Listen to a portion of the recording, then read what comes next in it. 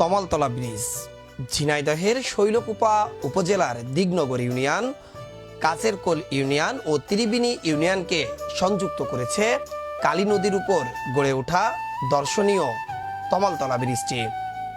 দুপাশে প্রশস্ত সড়ক আর মাঝে চকচকে ঝকঝকে নতুন আকর্ষণীয় ব্রিজ, যা নজর কেড়েছে শৈলকুপার ভ্রমণ পিপাসুদের।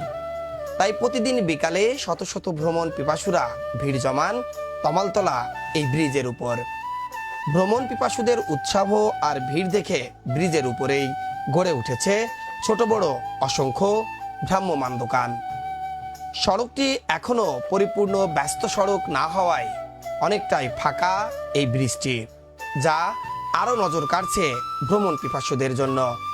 শুক্রবার আর শনিবার হলে এই ব্রিজে পা রাখার মতো জায়গা থাকে না বলে জানিয়েছেন স্থানীয়রা।